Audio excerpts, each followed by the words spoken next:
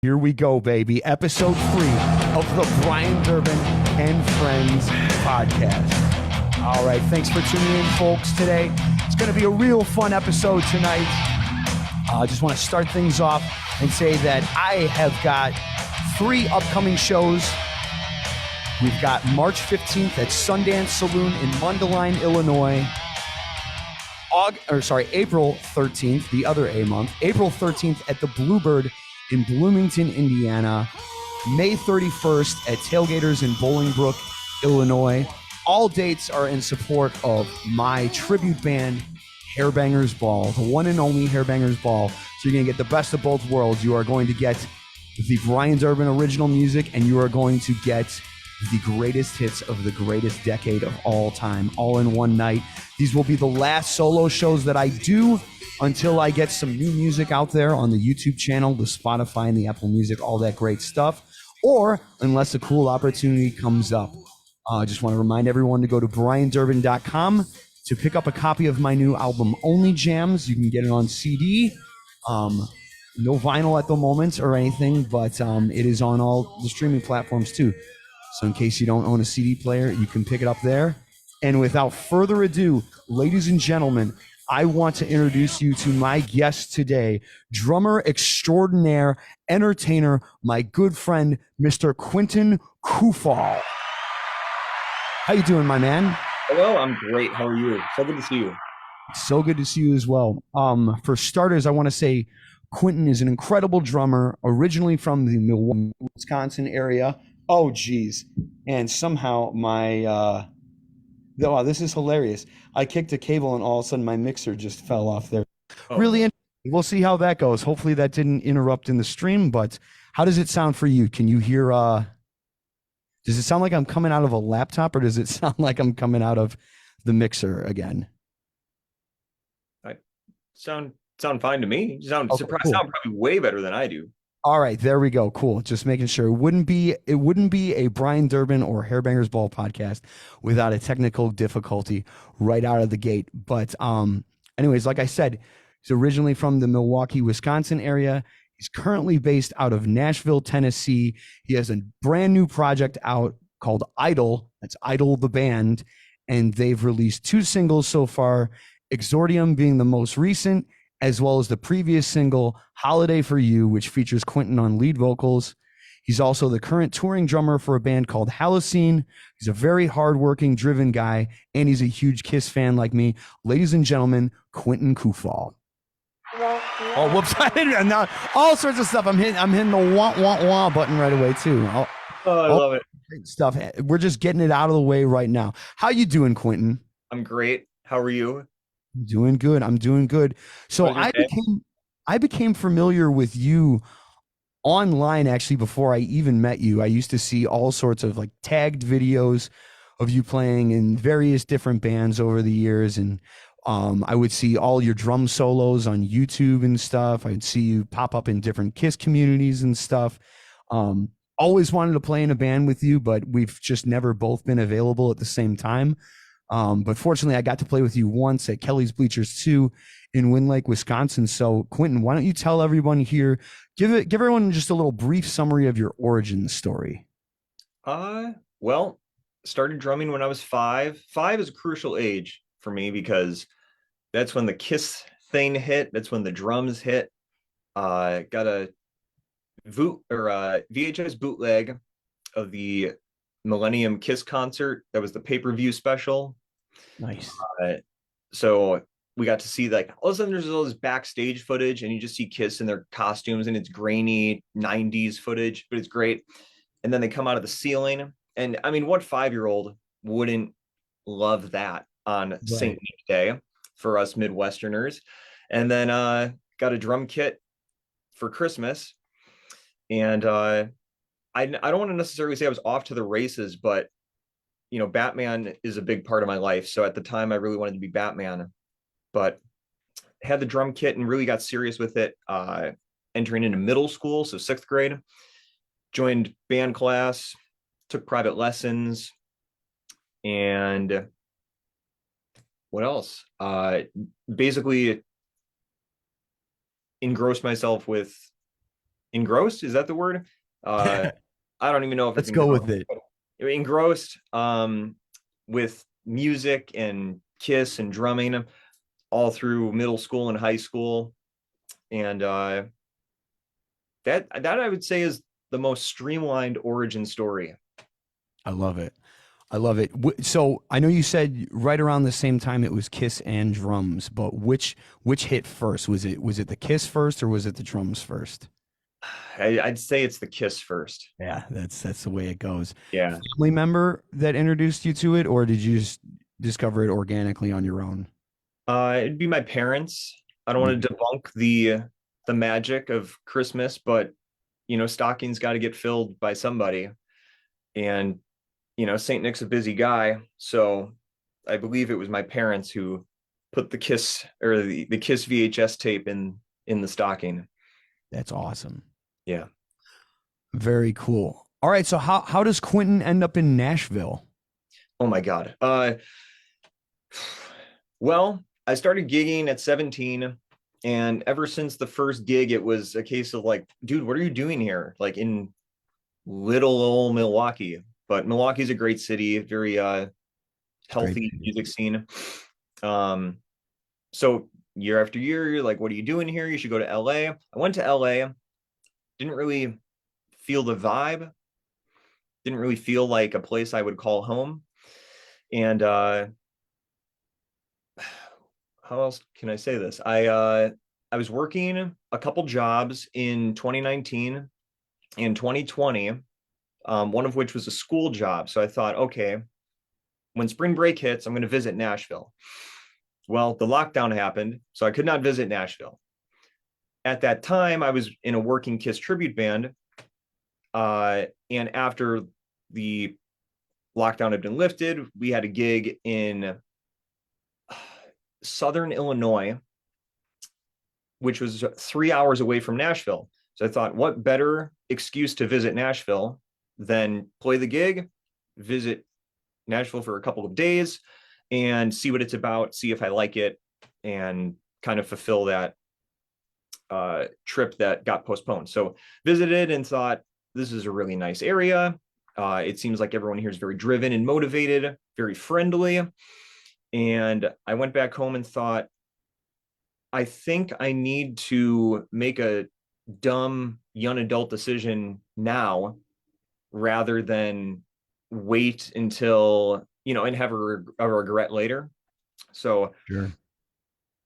at the time made some big changes, put in my year's notice with the Kiss band, quit all my jobs, and thought I need to upgrade and try and pursue the A dream, which is being a touring drummer in a predominantly original band and try and tour the world doing that. So that is basically what brought on the trip to Nashville and Right the on, man. And how old are you now, Quentin? 28. And you're still at the age where it's comfortable, like to be asked your age and stuff. Like, wait a little while, it gets worse, man. It feels pretty bad at 28, but No, you're fine. You're fine. You're doing great. What is life like in Nashville for a rock musician like yourself? uh I don't even know if it's so much rock pertinent, but for any musician, I would say it's a little lonely because everyone's working really hard. So while it's inspiring that you're surrounded by people who are as hardworking as you, no one has time to meet up to get coffee. No one has time to like get lunch. Very few people have time to like just bum around town and hang out or talk about what they got going on. There's that aspect of it, but there's a healthy rock scene. It's Nashville is so much more than country now that are arguably more of the country folk are shifting to rock, it seems, because Interesting. your in-house cover bands that play on Broadway are becoming more variety bands. So you'll hear them play a who could we throw in? Who's who's the country artist who sang Hard Luck Woman with Kiss? Garth Brooks. Garth Brooks. You'll hear Garth Brooks, and then you'll hear Enter Sandman, and then you'll hear Don't Stop Believing, and then we'll go back and hear Billy Ray Cyrus, and then you'll hear man, I feel like a woman, and then it goes to, it's all over the place. So there's this like Have you done a surrounding. lot of gigging out there yet? I have not. Funny Okay. enough, I moved here and then I'm barely here, No uh, shit. which is exactly what I wanted to happen. But my dad, of all people, makes the joke of like, I can't believe you moved across the country to not even be like planting a root system in the city. But people know that I've done a couple of things that have like put my name out there, which we could certainly talk about. But I got to move here and ended up accomplishing exactly what I came here to do, Right on. which Very is cool, man. amazing. Yeah, I gotta say that is one of my biggest regrets as a musician is not moving to a major music hub when I was in my 20s. So at least you're not gonna have to worry about that one when you get older. You're not gonna have to be like, oh, should I have done it? I mean, I spend every day of my life wondering about that, and life's been pretty good to me, but there are times where I'm like, ah, man, I wonder what would have happened if in my 20s, I would have had the cojones of the Kufahl and gone Let me say this. somewhere else. Let me say this. Maybe it's because I'm getting older that I'm telling myself this to justify my age or brain or thought process, but it seems really nowadays you can do anything you want at any age and no one would bat an eye at it. The band I'm playing with is a transplant as well, and they're not in their 20s. They're in their mid to late 30s. Sorry to out them, but I'm just trying to like prove a point of inspiration is that I think if anyone's smart financially, they build up a nest egg and they have a really good go at moving. You can do anything, whether it's music or any art thing, or you want to move for business. I watch House Hunters International all the time, and you got plenty of people moving across the country because they got a different job opportunity. So I think for you or anyone, it it just takes a little bit of thought process and financial stability, and you can do it all. Side note, you watch House Hunters International? I do. Look, Awesome. we all decompress in a different way, and I decompress while watching a bunch of snotty, dumb people hunt houses internationally. Very cool. Awesome. All right. So right around the Nashville time period, you also start hitting YouTube pretty hard. And you've released a handful of drum solos and also a handful of dual drum covers. You've released three drum solos, um, one titled 2022, another one called Chopper, another one called Phase. And what I really like about all of these is you're staying true to your Kiss fan roots, but updating it a little bit as well, putting your own spin on it. 2022 is really cool. I'm amazed that you found a way to make an electronic kit sound good in a drum solo with that one, my friend. Kudos to you. Thank you. Uh, I wouldn't say it's all me, but the audio engineer Ryan Roberts is a mastermind. But I don't know if he did Studio Magic, but I really wanted it to be true to the sound that was on the module as well, because it's an electronic kit. Like it's not going to sound like real drums. It's going to sound a little synthetic. So it's very in your face. But no, I'm really happy with how that the sound of it turned out. And what kind of kit is that? It's a Roland TD 27 kV. Okay. The big features of that kit are the snare drum is the same dimensions as a traditional snare drum. I believe there's 4 sensory points. So when you are playing very soft, it responds in that way. When you're hitting a rim shot, it responds as a rim shot. When you do, for drummer lingo, when you do a rim knock, it senses that your hand is on the head and adjusts for rim knocks. It's amazing. The other feature is it has an 18-inch ride that has 3 sensory points. So the bell which is the most challenging part of an electronic kit. If you're a drummer, you know that. Uh, it actually is fixed on that. So it's a very true and proud bell sound, as well as the edge or the bow of the ride responds as it would as a regular ride cymbal. So there's my Roland pitch for people wondering. Great How kit. much do you know what that kit retails for? I want to say $3,000. Okay. At the Yeah, time, I that was makes working sense. at Guitar Center, so I got a sweet discount. Um, but it's definitely the price of a used car. And Okay. but if you do it for a living, I mean, it's a great kit. It's a workhorse. I like you said, the sound of it is really great, and I don't know, like it's a good all around kit. Nice. Yeah, I've got an Alesis over here, but it's just like a cheap, like $700 level one. And I was using it at first. We used it on like the first two Hairbangers Ball releases, all aboard the Bang Train and then on Play Dangerous. But the tough thing about it was when we had to go back and like edit the MIDI, and there was like a lot of like vibrational stuff that the kit was picking up Mm. just from Seth's just playing, and it was just I was spending so much time just editing like all these little ghost notes that weren't supposed to be there out of there, so we had to change the approach there. But yeah, if you speak highly of this kit, I'll definitely take a look into it. But I'll three send you. grand, that's definitely steep. I have another the TD17. I believe it's TD17 KV is like the same idea, just a lesser model. And that's for me as like a drummer, or as I identify as a drummer who gets paid to do that. That's the lowest model I would be willing to go for myself as like a practice thing for the feel of everything. And you know what I'm saying? Like, I'm sure you'd feel that way about guitars. There's like a certain model that you'd go, Archer guitars, no offense, maybe not something I would put my hands on at the moment. Um, That's but, fair. but the right Dean guitar is, you could make work with what you're trying to accomplish. Yeah, I totally get what you're saying. For me, that's Ibanez. I feel like Ibanez has the best like cheap, cheaper level guitars. There's a couple other ones, but yeah, I feel like Ibanez has the best like.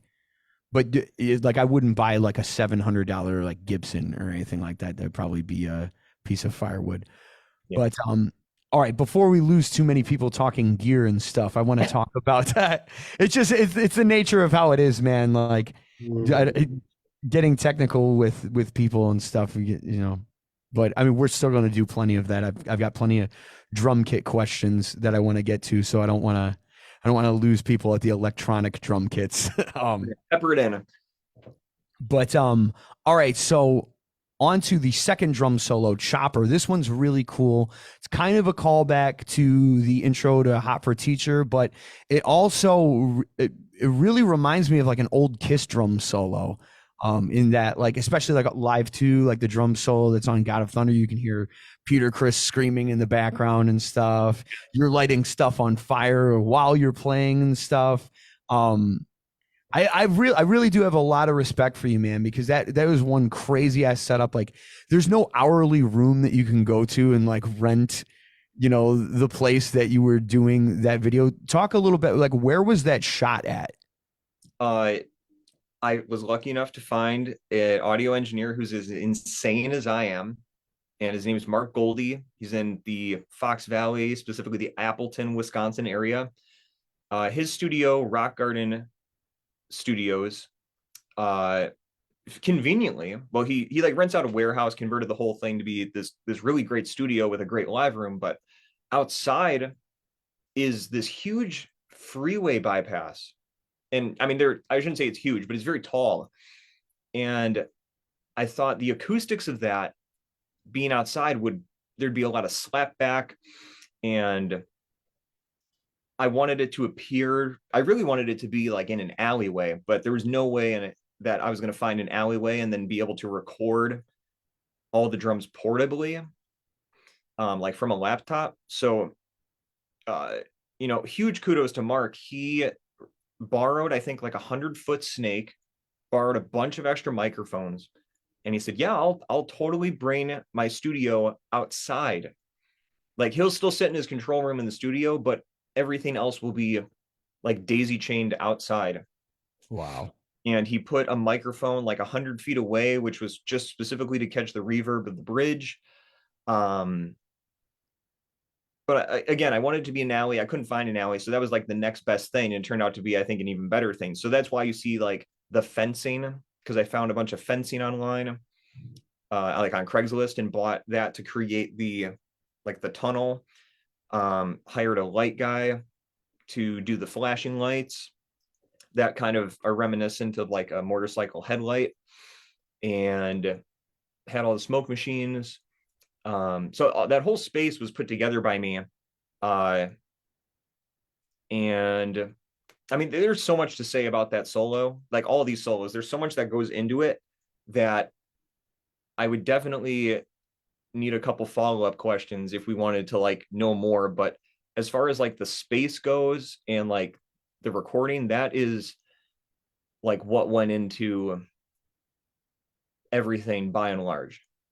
Well, is this like a is this like a composed performance, or are you improvising any bit of it? Like in terms of the actual drumming, like what's going on there?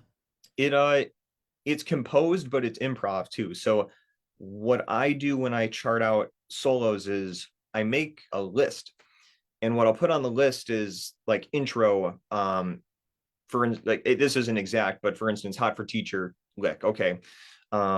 Then next part would be, you know, like low toms, and then I would write then other, left low toms, and then I basically write out what I'm going to do. I just don't have an exact time length that I'm going to do it.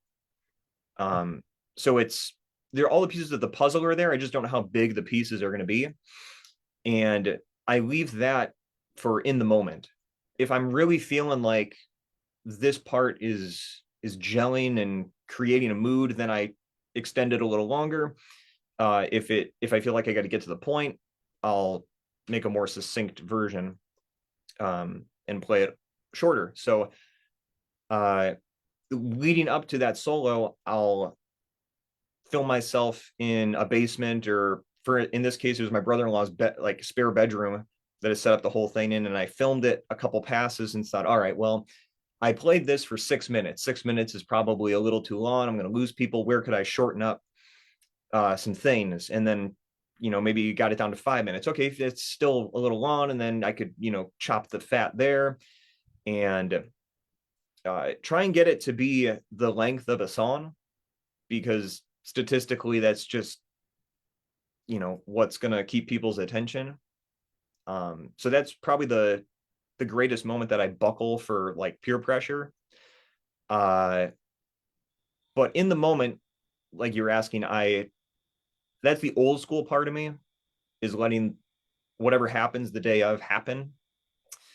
But I do write out certain parts that are going to happen, and like what I'm going to do when I do the flamethrower, or what I'm going to do after the flamethrower, what's the goal. So That solo specifically, like it's a piece of art, man. Like it's not just like you're not just playing music. Like I mean, there's a whole theatrical element there. Not only that, but I assume obviously you're funding this whole venture yourself. It's not like, there's not like Casablanca Records behind you or anything like that. You're doing this all on your own. It's really cool. I mean, and to truthfully, other than, like Eric Carr, Peter Criss, and Eric Singer, there's not a whole lot of people who have done a solo like this. I mean, you may obviously Tommy Lee and stuff, but and then other copycats in the 80s. But there's nobody in 2024, at least that I know of, that is doing anything like this. I want to play a little clip. Obviously these solos are about the length of a song, so I'm only going to play about like 30 seconds and stuff.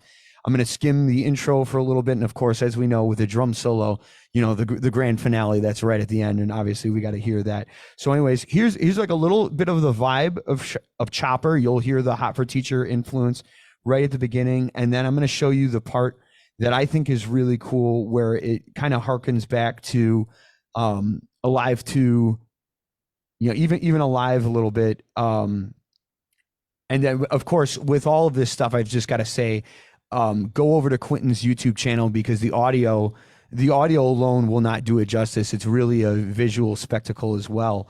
But this is mostly an audio podcast here. So let's, here's the beginning of Chopper, so you can hear the vibe.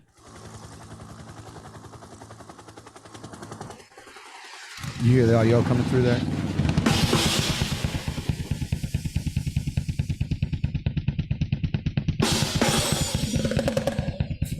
Great drum sound for being under a bridge too. Like, all right, so we got the hot for teacher feel there a little bit. It's amped up, but then when we go to the 3-minute mark, this is really my favorite part. What most people won't be able to tell over the audio is Quinton is getting ready to light some shit on fire here, and you can probably even hear it happening if you listen closely. But he just goes ham and has a little Peter Criss freak out moment. I love it. Here it is.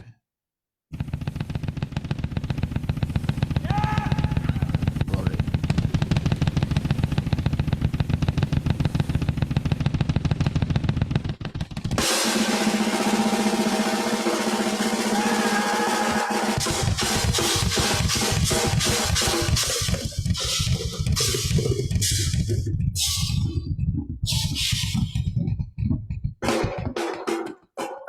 That's what rock and roll is all about.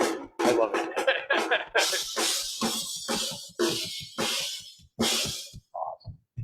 All right, and then I'd like to after preface is that I think anyone watching that would go like, "What do you mean he's such a great drummer? Like that sounded like a bunch of drums falling off a cliff." The whole point of that solo was to sound like a motorcycle, and that's the whole Hot for Teacher vibe, right? Like the drums don't sound in time; they sound like an idling car. And that was like the whole inspiration of that solo. Is everyone loves Hot for Teacher, but I, like you, am a runner, and I was running one day and I heard a motorcycle, and I thought, that's it, dude. Like that's what's more like 80s indulgent rock than like big hair, fire, and a motorcycle. Amen. So that's what we got.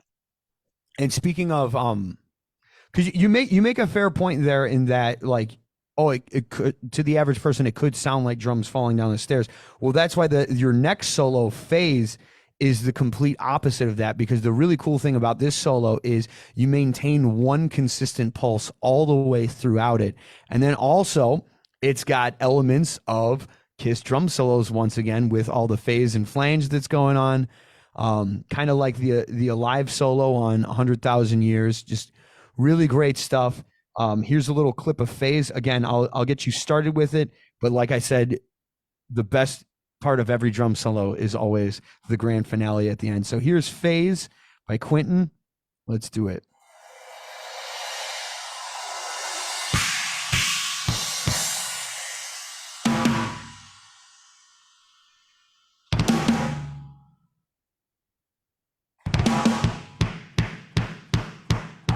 All one pulse all the way through.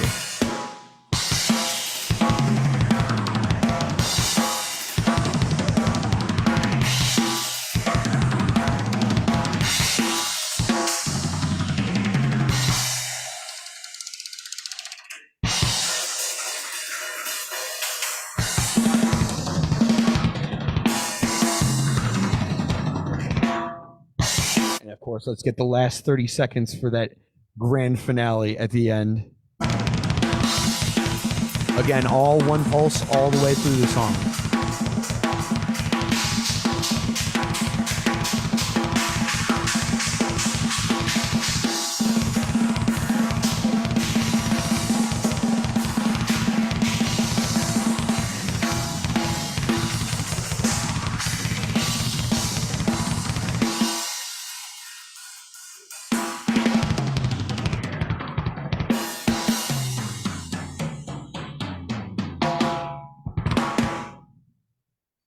Awesome. And once again, guys, make sure you check that out on his YouTube channel. It's just as much of a visual spectacle as it is an audio spectacle.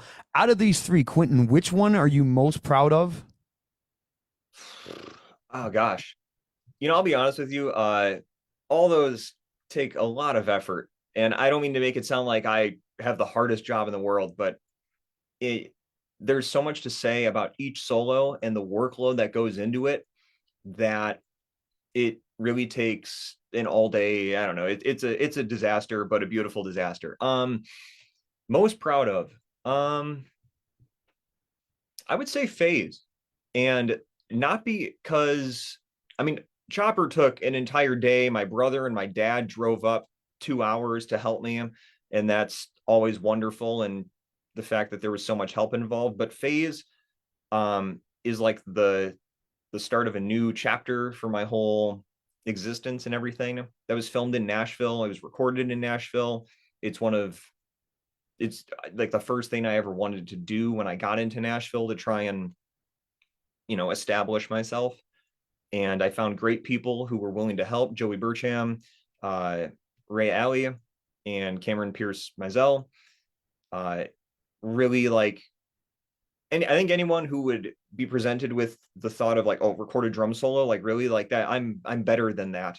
They were all like so excited about doing it, and like put themselves like give me more than I could have ever expected that day.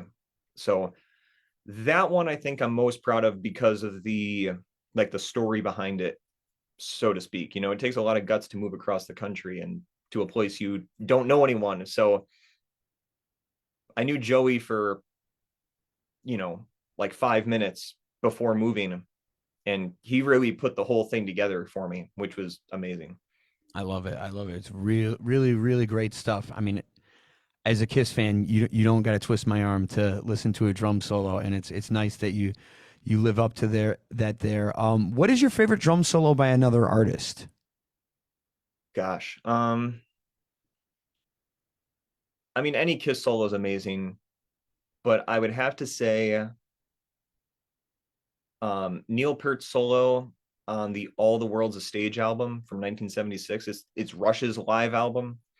Uh, it's in the middle of Working Man, so they totally pulled a Kiss, right? You're playing a song, and then here's an epic drum solo, and then you finish the song. I mean, that is just like pure high intensity fire that's happening, and just amazing. Like, I mean, Neil Peart's amazing as it is, but that also has the phalange effect in it. It has crazy double bass, which for the time is just not heard of aside from him.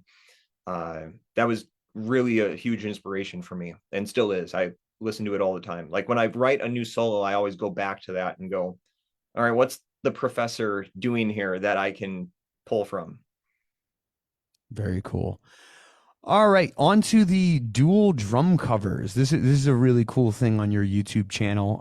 Aside from the drum solos, Quinton's also doing covers of pretty big songs, but featuring some other drummers that he knows, as well as a nameless Q. You've done one with, and I might butcher this name here, Eddie Curran. Is that how you say the last name? Curran? Yeah, Curran, it's Eddie not like the Curran. the U. It's more of a what is that, hard or stale U? I don't know. I don't know. That was the Machine Gun Kelly cover, Lester Thompson, the Suicide Squad cover, and then the Ghost cover. With these dual drum covers, how do you decide who's going to play what? Funny enough, I'm trying to put another one together, and the question was asked, "How the heck do you do this?" And I found the best way is I am traditionally a drummer that overplays everything. Like people would probably have to tell me, like, "All right, you got to play less notes, man." Um, so for me, this is like a total layup. But for other drummers, it's like, what am I supposed to do here? So what we'll do is we'll look at the song structure. You have your intro, you have your verse one, chorus, verse two, chorus, bridge, solo, chorus, outro, or whatever. And we'll look at all those pieces and we'll go, okay, intro, we should probably keep it like the song. And then verse one, why doesn't my guest go? So then the guest will shred across the entire verse section. Chorus will happen, and maybe I'll shred, or maybe we'll change up, the placement of some cymbals to kind of just make it a little more robust. And for verse 2, then I'll shred. And what I mean by shred is overplaying, adding in your own flair and your pizzazz, while the drummer who is not shredding is playing the song exactly how it's written. And then we kind of just trade off like that. In a lot of these, I've implemented a solo section. So myself and the other drummer will trade usually bars of 4. And what that means is I'll play a crazy drum beat or fill for 4 measures. And then it's up to the other drummer to play another 4 measures of off the cuff drumming. And it's, instead of a guitar solo, it just drops out. It's a drum solo, and try to then come together at the end of that and have an interweaving part where both drummers are playing something different, but they work cohesively together. So that's kind of the formula that's been working. With that Ghost one, I wanted to really weave the parts together and have it a lot of back and forth, because if you pan the drums in your ears when you're listening with headphones, you can hear, the drummer who's on the right play and the drummer who's on the left play. So if you can kind of ping pong certain drum parts back and forth, I thought that'd be really cool. So that's a big part of that Ghost cover, but that's generally the formula that works for those. What I really like about all of the recordings that you do is you can really tell it's like real drums. I mean, obviously, aside from 2022, which is on your electronic kit, you can really tell that you're playing real drums on there. But a lot of times, drummers, like when they're, especially if they're in the band, they want to have like real drums on a recording or something, but at the same point in time, they don't really know what their sound is. They don't know what type of drums sound good in their genre versus, I mean, they know what they personally like, but they don't really know like what is going to fit the actual mix. And that's what's really cool with yours is your drums sound really good. Is there any sampling at all on them? I mean, and there's no shame in saying if there is, because that's the industry standard is to basically only use samples and stuff. But what's going on sonically with the drums on these recordings? To my knowledge, so I've done all of these with the same recording engineer, Derek Mofat, and he's a very organic type of guy anyway. Like in his own band, he wants to keep up with the industry, but he also, as an audio engineer, I think takes an immense sense of pride in cultivating the sound from the organic instrument. So to my knowledge, there is no sampling. And if there is, actually, I think I'm lying. So on the Ghost tune, because that's the most recent one that I can recollect, I believe he sprinkled in some sampling, but he blended it with the real drum sound. Now, I don't know what, like programs he's using or plugins or anything. But it definitely does not sound like fake drums to me. No, not at all. Some of these modern recordings, which is like, I don't mean any disrespect by it, like it cuts through the mix having sampled drums and triggering, but he knows I'm very big on the organic sound. He sees all the drum kits I bring in, and I have specific heads for that cover and specific kits for that cover, not mainly because of the sound, more for the visual, but they in turn tend to help out with the sound too. He knows I put a lot of time and effort into that, so he doesn't want to take away from that. But I would say if there's a percentage, I would be willing to wager 75% of it's organic and 25 is falsified. Okay. And I see that you do a lot of, Derek's studio is 608 Studios in Elkhorn, Wisconsin, right? Yeah. Is that your favorite studio to work at? It looks like a lot of the stuff that you do is over at that studio. Yeah. He I don't know if I mean, he's probably a favorite only because maybe he is a favorite. I don't know. I have a hard time with like favorites because Mark did a great job with Chopper. Ryan Roberts with his portable setup did a great job with 2020 too. I've been at other studios and they all sound really great. I think with Derek, like personality wise, we mesh really well, which again, I mesh well with everyone. I think it's more maybe a proximity thing, and more so the fact that like he hit it right the first time. So I try to like keep going back to the same places if it's going well. He also has a family and has a baby boy. And from a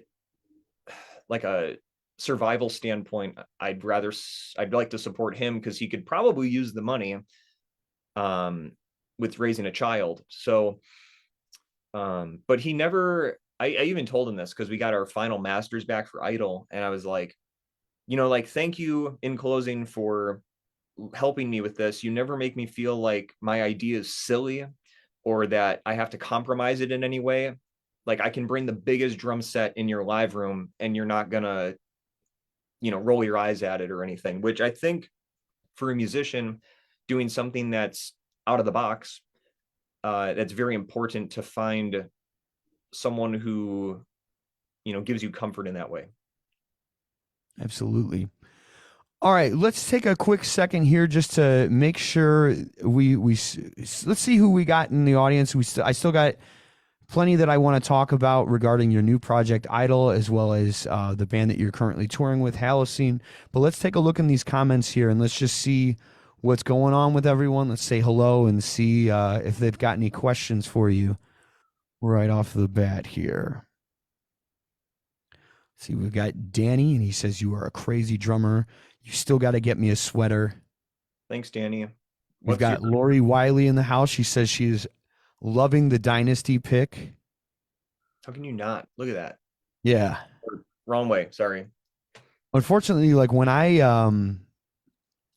on and I do this here, I can't really see the comments come up differently for me than they do for you. Do you see any comments there you'd be interested in? A lot of highs. Like, hello, everyone. In particular, hello to my dad. He's watching. He has to get up at 3 a.m., everybody. So it's a miracle that he's even able to be awake at 8:45 p.m. We got Andreas who's saying hello from Mexico. That's insane. Laura, is it Dory? Yeah. My parents did listen to Kiss. My dad more so, I think, than my mom. But yeah, my dad is a child of the 70s, so you'd be hard pressed to like not hear Kiss as far as I know in the 70s or have it come up in conversation. But I don't know if he saw them in the 70s, but he definitely listened to them. Yeah, I was in the same boat. Like I didn't get into music until I was about 7. My cousin and I were watching Mrs. Doubtfire, and I heard "Dude Looks Like a Lady" by Aerosmith for the first time on that. And then my parents figured out who it was that did the song, and then they eventually got me the Aerosmith Permanent Vacation album for my birthday. But my dad listened to rock music back when he was in high school and stuff. But back in the 90s, when I was getting interested in music for the first time, my family was more into country music at that point. So as I was getting into Aerosmith, eventually my dad was like, my dad used to just like to fuck with me all the time and stuff. He's like, "Yeah, if you like Aerosmith so much, you should check out this band called Kiss that I used to listen to in high school. They're kind of like Aerosmith, but they're better. And there's a guy that dresses up like a demon." I was like, "Okay, that's pretty cool." There's a guy that dresses up like a spaceman. I'm like, "All right." 7-year-old me is like, "Yeah, that's pretty cool. I like the sound of a spaceman." And then he's like, "There's a guy with a star on his eye." I was like, "All right, I don't really get what that's about, but all right, I'm sure that's." And then he's like, "Yeah." And then there's a guy that he dresses up like a cat. I'm like, "All right, you lost me. Like, what are you talking about? This guy's dressing up like a cat." And now, obviously, now I'm a huge Kiss fan. Now I turned into a cat guy a couple of years ago and stuff. So it's funny how these things turn around. But all right, on to your newest project, which is Idol the Band. This is a big left turn for you, at least as far as how I know you. It's comprised of, the band is comprised of Q Michael K, which is Quinton on drums and vocals, Shadow One, which is Jake I'm gonna butcher both of these names, but Jake Popowski on guitar. That was I great. got through that one.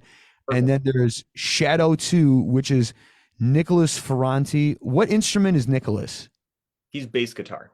Bass guitar. Okay. Mhm. Very cool. You say a new single called Exordium, which came out on February 8th. And this, like I said, a big left turn for Quinton. This is an this song is an 8-minute swing jazz big band piece of wild instrumental music, complete with saxophones by Jamie Beckman, trumpets by Jeff Kitzman, cellos by Thea Morton Varas, violins by Jesse Kohlberg, and a drum solo played by Q Michael K.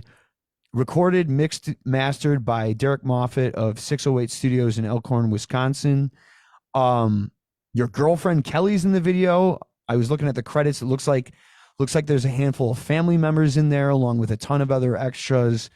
Um, my big takeaway from seeing this video, I thought, as someone who tried, especially for me, as someone who tries to produce music of my own, I saw this and I thought, this looks expensive and time consuming.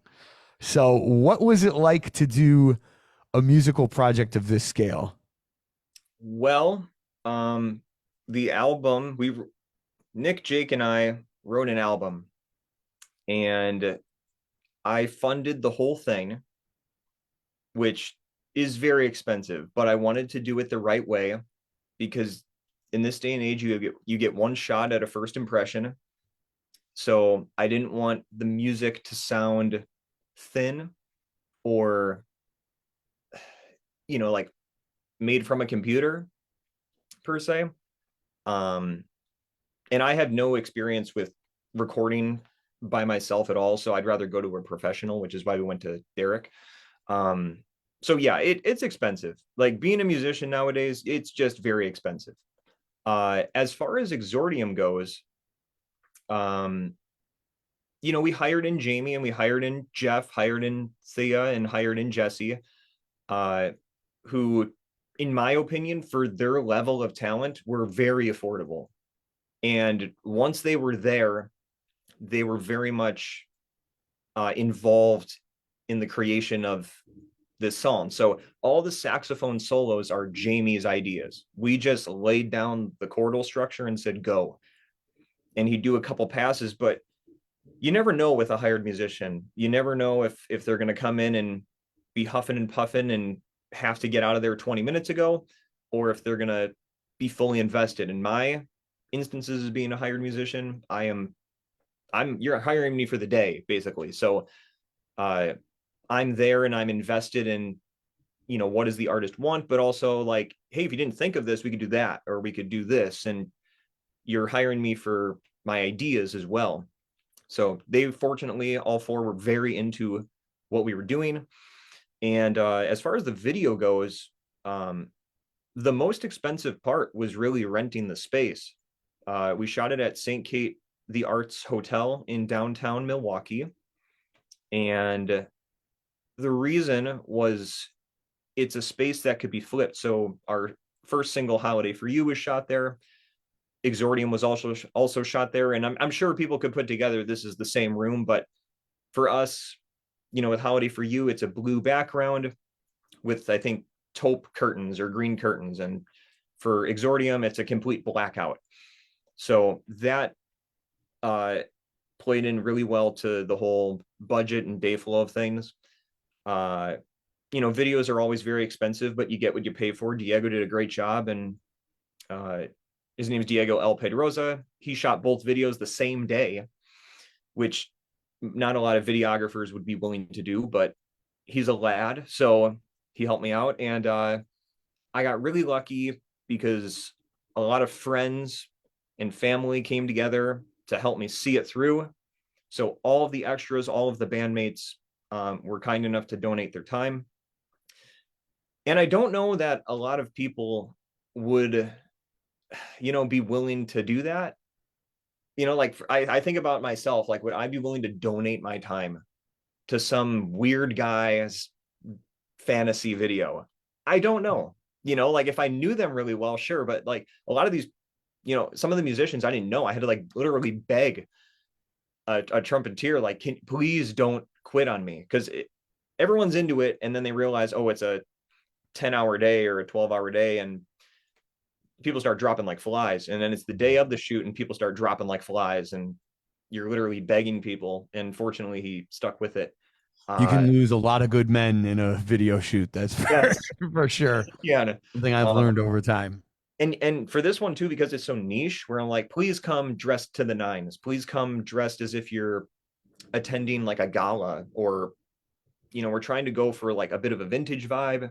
You start losing people there because then they don't have dress clothes, or uh people just want to show up, be themselves, and pretend to be like they're in the band. I think that's like the most ideal extra video, but this is not that. This is the complete opposite of that. So uh like, huge debt of gratitude and huge IOU to all of the extras who, again, donated the time for making the storyline of the video possible.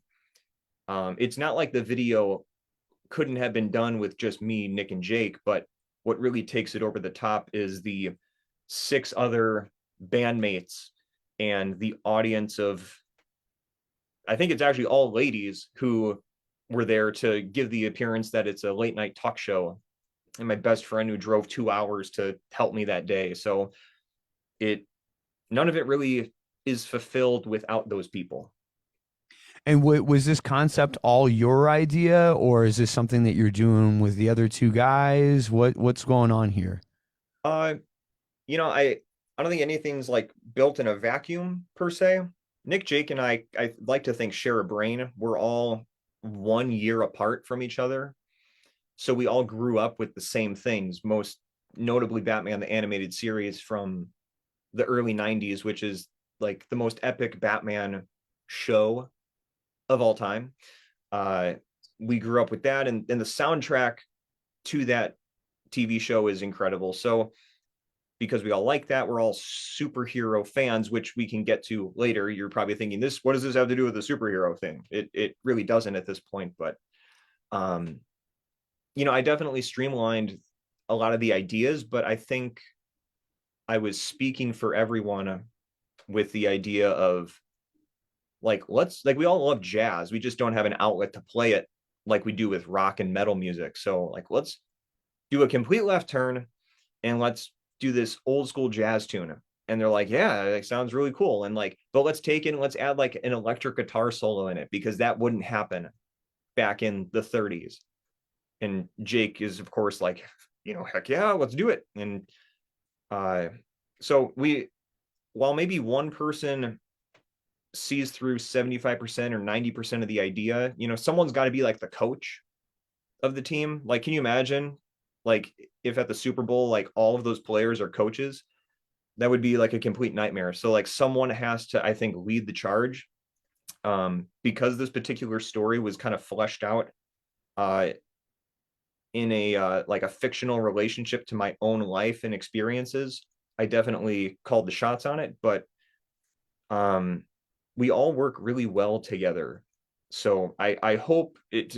I even asked them, like, to let me know if I'm being a jerk, and they're like, no, no, this is great. So we all work really well as the three of us, and share a brain in that way.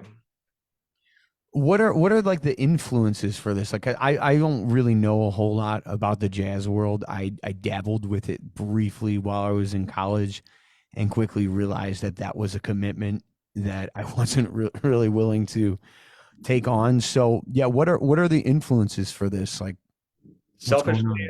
selfishly, like Buddy Rich, Louis Bellson solos. So in my teenage years of looking up epic drum solos, you can't help but have a Buddy Rich one slip in. So then you go down the YouTube rabbit hole of Buddy Rich drum solos and Louis Bellson drum solos. And what I found out is that later in their careers, as television became more of a common thing, is talk shows would have them on. They would play, their tune as the full band, and then it would break, and you'd have this obscenely long drum solo from the great Buddy Rich.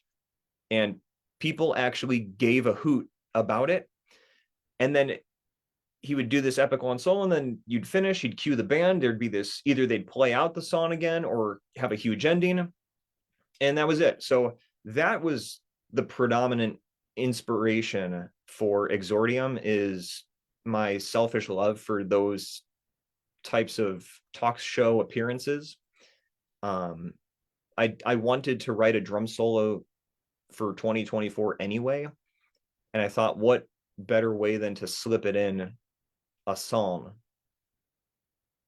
Yeah, I like it.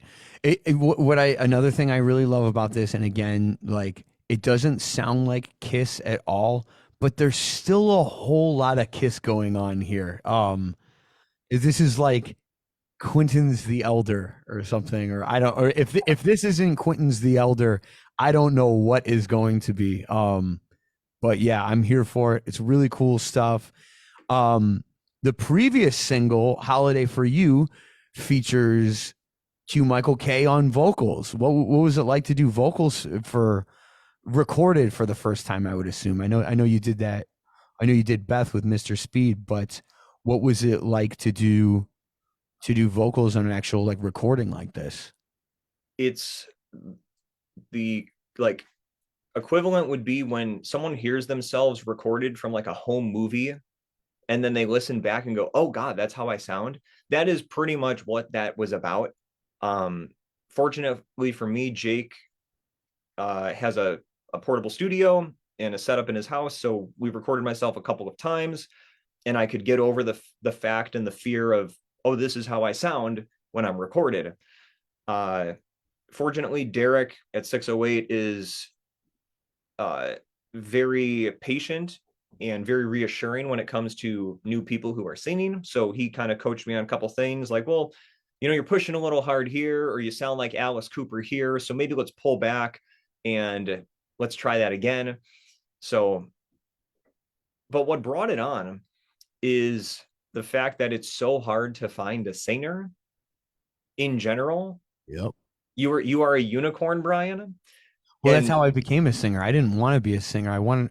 I still just want to play my guitar, man, but yeah, I couldn't find a singer. And eventually, like, I didn't start singing until I was 20. And it was just, I was writing songs for a demo in college, and I kept auditioning singers, and either they had the right look and they had no voice, or they had no voice, but the right look. Like I think I just said the same thing twice, but you know what I'm saying. Yeah, just both things did not go hand in hand. Um, I hear a little bit of Gene Simmons on these vocals too, like very subtly. But yeah, also there's a shredding guitar solo on the song. Yeah, it's really cool. Is this? Did you guys write this song? yeah. Yeah, that's awesome, man. Yeah, it sounds like just it just sounds like an old standard. It's really cool. Yeah, we were hoping for, though that was like the vocal kind of inspiration, is like Gene Simmons is a great singer. People don't Oh realize yeah. that, but he has a huge range. Um, but he's a little gravelly, and I find that I can do that without uh hemming and hawing and coughing after a verse is laid down. And then David Lee Roth is kind of the same way. He's got that like old school low register gravelly kind of voice when he wants it to be. And then Louis Armstrong is another one where it's like low register but gravelly. And I think if you're not comfortable singing, the best way to get over that is to like come up with a voice, like a voice that's not your true voice. For me, at least, that worked, where I thought, what's my like character voice? I think Tobias and the Ghost does that. Gene did that, right, with the demon. It's maybe like a crutch, but I feel like it's a way into the comfortability eventually of singing. For I don't know sure. if you No, experienced that. I totally get that. No, in fact, even the first Aerosmith album, Steven Tyler's singing in like a character voice on that album. Good evening, people. Welcome to the show. Like that's not what he sounds like at all. And then later next album he doesn't have that sound anymore. But yeah, it's just kind of something you can kind of do. In fact, I developed as later on a professional singer, like I kind of, yeah, I kind of had to create a character when I first started recording vocals. And then later on, when I started singing professionally, I realized that that character had a lot of bad vocal habits and stuff. So Yeah. made it difficult to sing certain songs, but we've gotten through it, and things are on the up and up now. But yeah, I was just curious, like what that first vocal recording was like, because yeah, that can be pretty daunting, man. Well, it was scary and daunting indeed.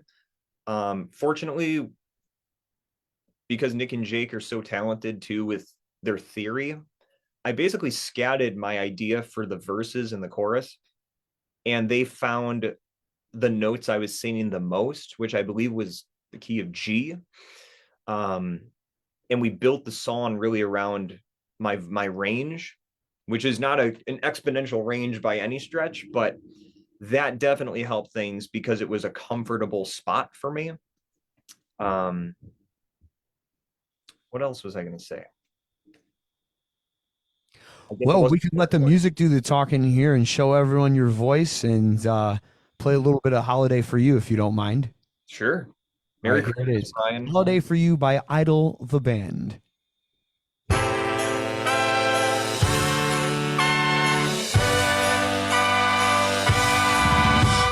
hot, and you've got some rosy cheeks of gold, cherry lips of war. You know they ought to make a holiday for you. Baby, you're hot, and you've got my heart on no stranger as the sleigh bells ring. And I know they ought to make a holiday for you. Baby, you're not what I thought. As the lights hang high, the twinkle in your eye like a star on a tree. I know you're meant for me. You know, I know. Let's go. Come on.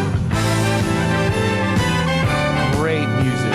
The instrumentals on this are amazing. On that note too, we're sitting here talking about your brand new single Exordium, and I just forgot to play a little bit of it. I'll start with like the music part of Exordium, and then we'll take a little listen to your modern day approach at a Buddy Rich solo. But yeah, here's Exordium, brand new single.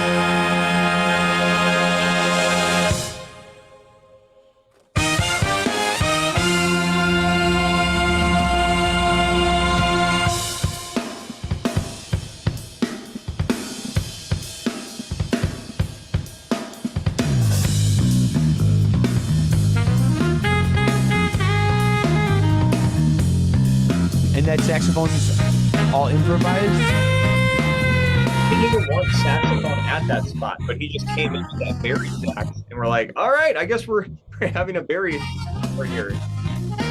Maybe it wasn't Barry, it might have been alto. Great stuff.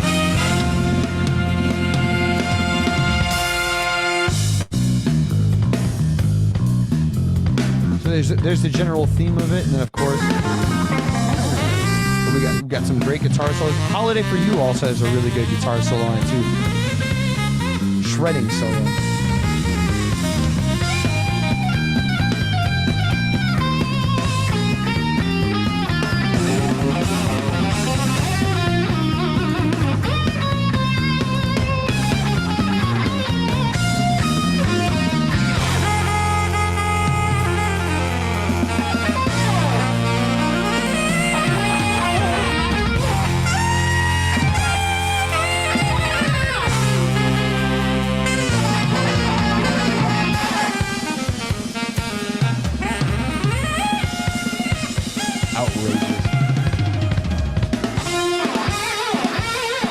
A whole lot different than playing 4 power chord songs, that's for sure. All right, let's hear some of that solo.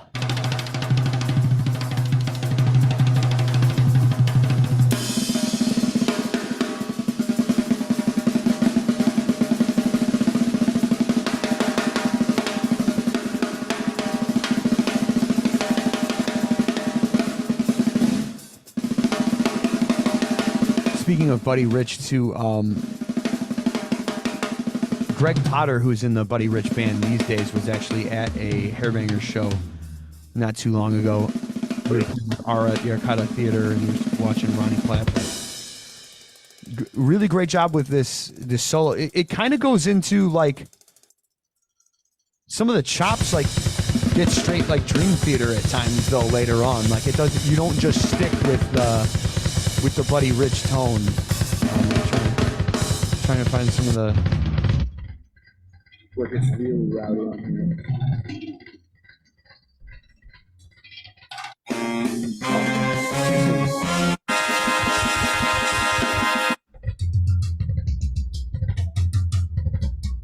Okay, it comes back in here.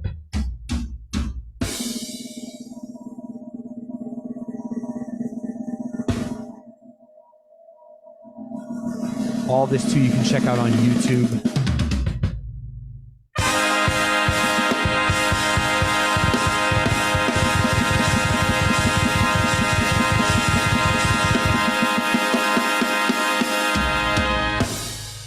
Awesome stuff.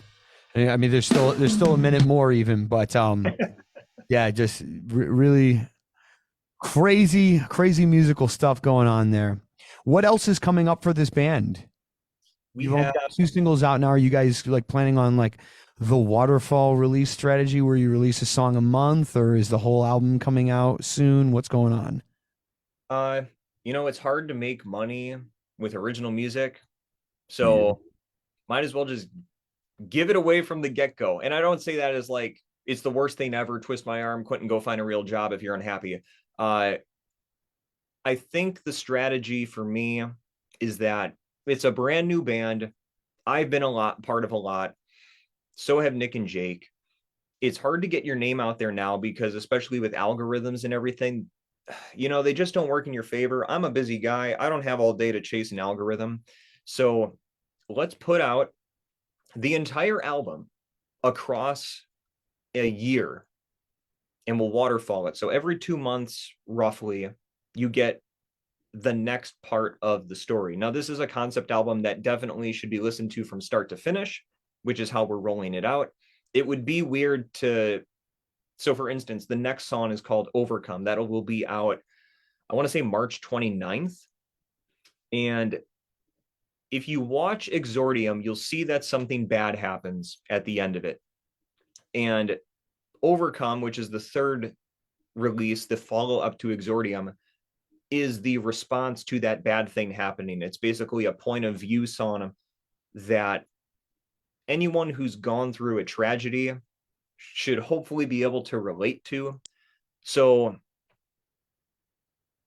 why is there jazz music? There's jazz music because right now in our storyline, it's a happy time, right? Like Christmas is a happy time. We're being placed into this world, this Q Michael K world, where everything is just hunky-dory.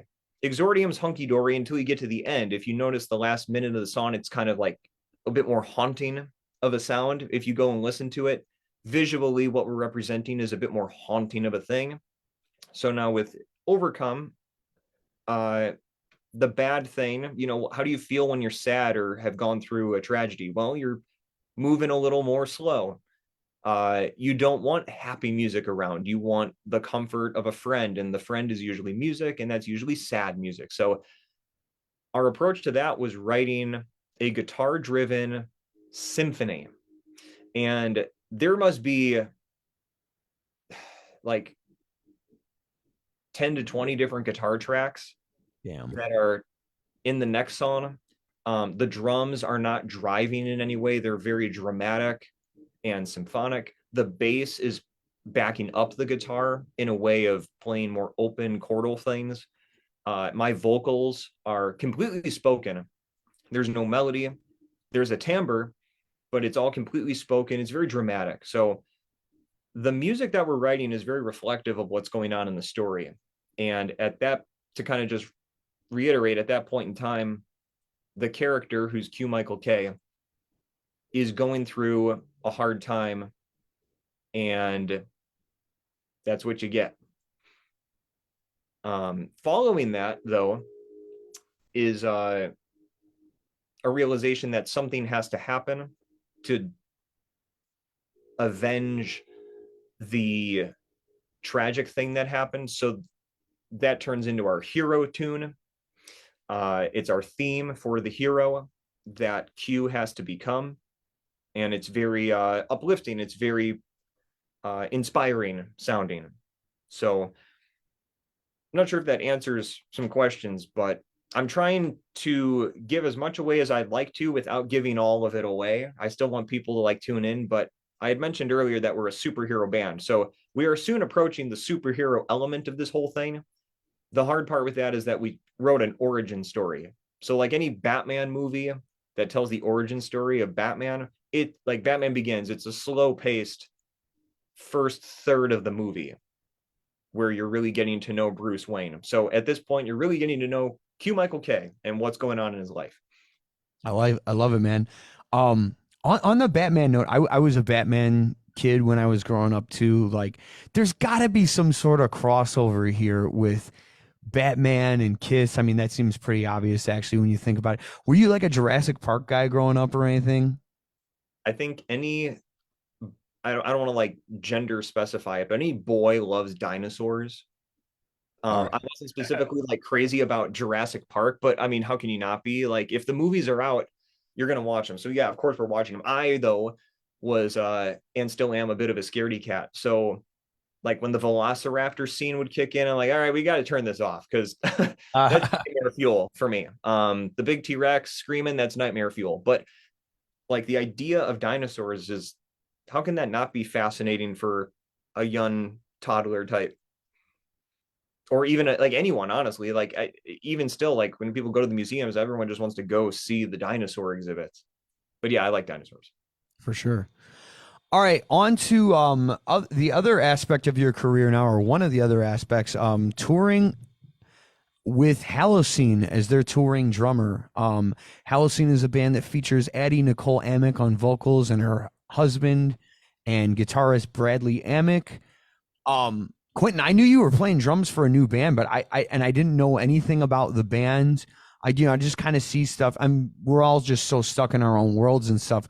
So I see like what's coming out, but I don't really know exactly what it is. I saw you were in a new band.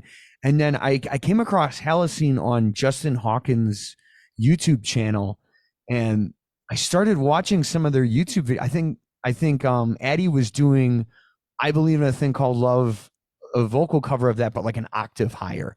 And usually like any sort of like freak videos like that, like I'm like completely immune to like watching like a 9-year-old like Estonian kid playing Eruption or something like that. Like a lot of like the freak like kind of like videos like that, like I'm totally immune to. I'm like, another freak, another child prodigy or something. So when I saw this video singing I believe in a thing called Love, an octave higher, I was like, an octave higher, that's ridiculous. The song is already so high. And then I watched the video. I was like, okay, she's amazing. The song still sounds good like this.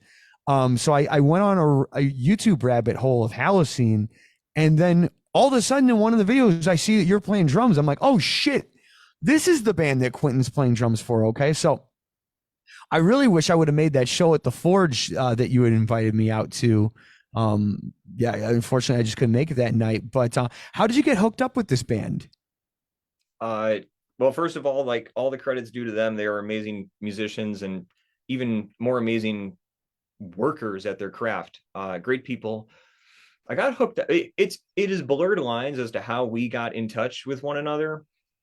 My guess from asking them and kind of thinking about what I've done since I've been here is that I had been about 3 months into living here, and I had done a couple of things, but I didn't feel like a lot of momentum was happening. So I thought, well, this is a classic case if I have to do it myself. So put my EPK on a Facebook group called Yep Nashville. It's basically a creative hub for anyone in Nashville that needs somebody else's help creatively. And put my EPK out and said, I'd kind of made peace with the fact when I moved here that like I wanted to be a world touring drummer. I really wanted to like concentrate my hopeful thought process on that. So I typed in the caption, drummer looking for national and international touring. Here's my EPK. You know, and basically my experience, and I shared it. My good friend, fellow transplant Jack Ryan, commented and said, "You should hire this man," to anyone that saw that. And that was pretty much as far as it went. So thanks, Jack, for being the only person to comment on that. So fast forward like 2 weeks, and I got this rogue message from this Halocene account. And it said, "Hey, we're looking for a drummer for a national and international tour. Please learn these 2 songs. And, you know, if you're interested, and then get them to us as soon as you can." So I, of course, then had a bunch of questions like, you know, where are these tours? How long are the dates? What's the travel? What's the pay?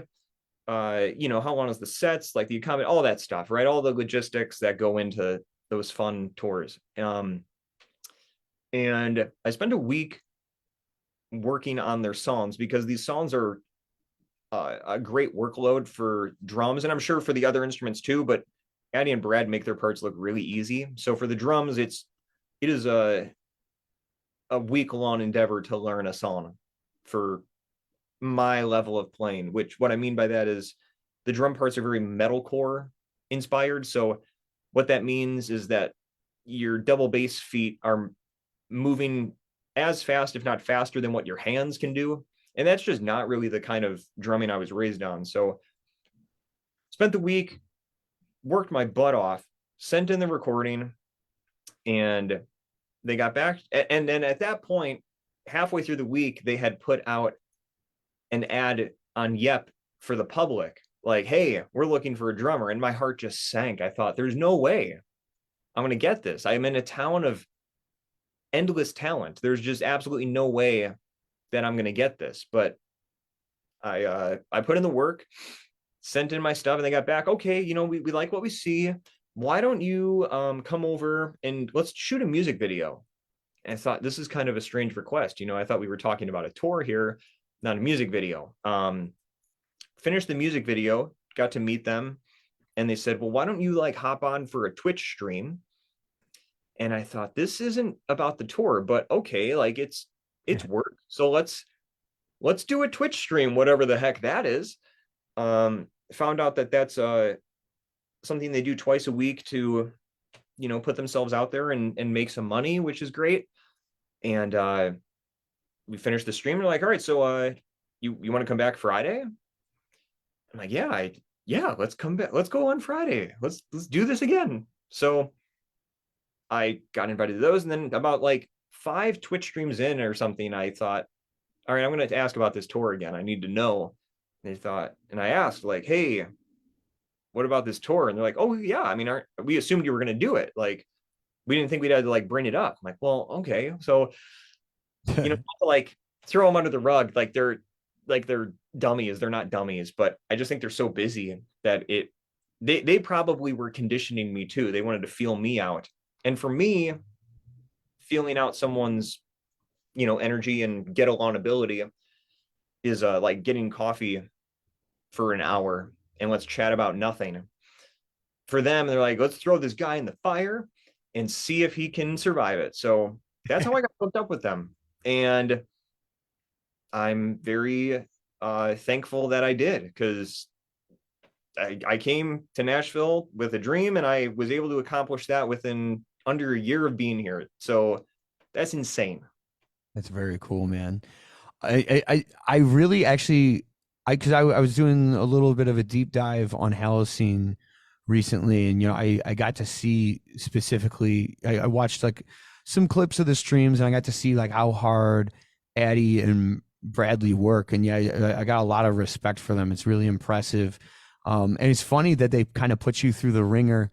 You know, like usually when you're starting out and you've got like an original project or something that you're trying to get off the ground, when you're in that situation, you're trying to like sell somebody on joining your band. Whereas like when you're an established band, you almost have to show people like, here's the part that sucks about being in this band and stuff. Let's see if our personalities even click and stuff. In fact, when we hired the most recent drummer for Hairbangers Ball, Seth, aka Jack Charlotte, one of the parts of his audition process had nothing to do with playing drums. It had every bit to do with, what do you like when Jen and I are hosting a wrestling pay-per-view party? Can you handle our personalities after, like, half a bottle of Jack Daniels and stuff like that? So yeah, it's cool to see, that other bands kind of put people through the ringer during the audition process. I'm going to play a little bit of the brand new cover that Halocene just put out for, this is really cool. This is a metal version of Circus by Britney Spears. I'll play about 30 seconds of this so you can get the idea of where this is going. And here we go. There's a really cool video out for this as well. Quinton's in the video. There's only two types of people in the world: the ones that entertain and the ones that observe. Well, baby, I'm a put on a show kind of girl. Don't like the backseat, gotta be first. I'm like the ringleader, call the shots. I'm like a firecracker, I make it hot when I put on a show. I feel the adrenaline rolling through my veins. Spotlight on me and I'm ready to break. I'm like a performer, the dance floor is my stage. Better be ready, hope that you feel the same. All eyes on me in the center of the ring, just like a circus. When I crack that whip, everybody gon' trip just like a circus. Don't stand there watching me, follow me, show me what you can do.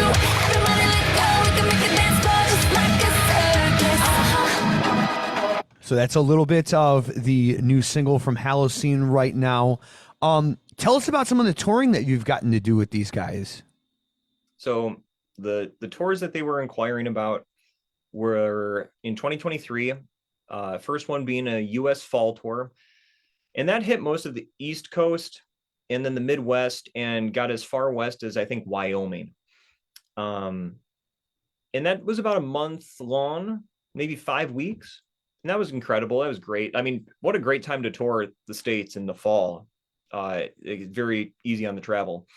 And then the other tour was the start of winter, and that was over in Europe and the UK. And that was also for 4 weeks. So through Thanksgiving, it was kind of funny. Like, no one over there celebrates Thanksgiving. It was like a great occurrence, or a great revelation that, like, oh yeah, that's a strictly American thing. So kind of weird and kind of like, I don't know, it was just odd, right? And that was incredible. I mean, we hit, I don't know how many countries, maybe it was 11 countries, 16 shows in 22 days. And just, I mean, you're in Europe, man. Like, it was insane because most people dream of just going. And the idea of like getting to play and then be there was just, I said, it's a dream come true. So How does the band travel? Like, what method of transportation are you guys doing? Like in Hairbangers, we're doing a van and a trailer and stuff, and it can get tough sometimes, but it's the most practical. We play 150 shows a year, and yeah, that's what it takes for us. What about you guys? What are you guys doing? fall was a van, passenger van as well, and a U-Haul trailer. And I feel like people give a bad rap to the whole passenger van thing. Like, their van's very nice. It's a very new, nice van. They put in a really great sound system. So when everyone's awake, we can all, bond over music, or I'll throw on Kiss and everyone's like, all right, I'm out. That does tend to happen.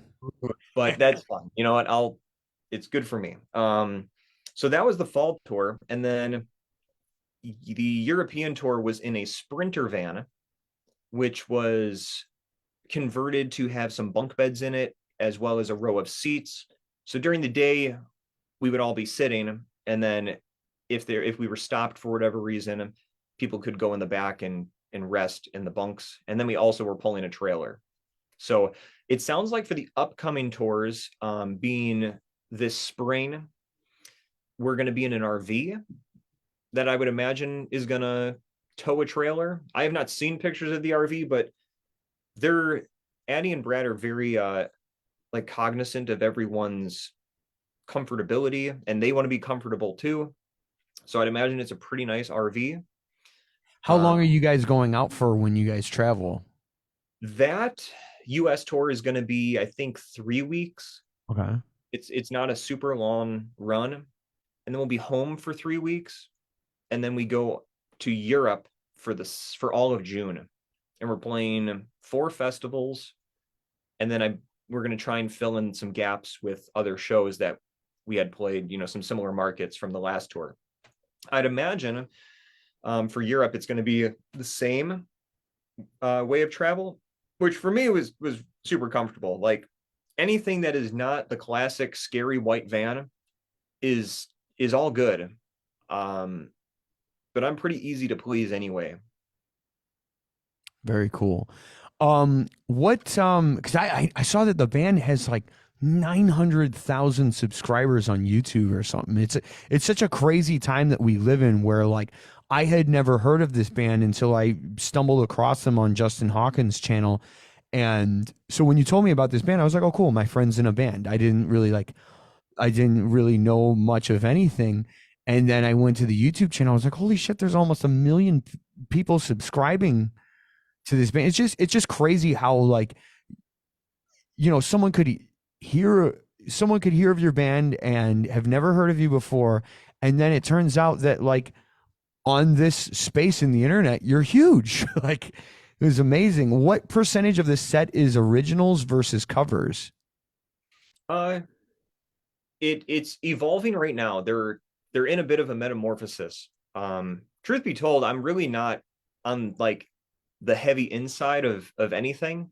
I just try to ask questions as I see them each week, and if they want an opinion, then I'll provide my opinion, or sometimes it just slips.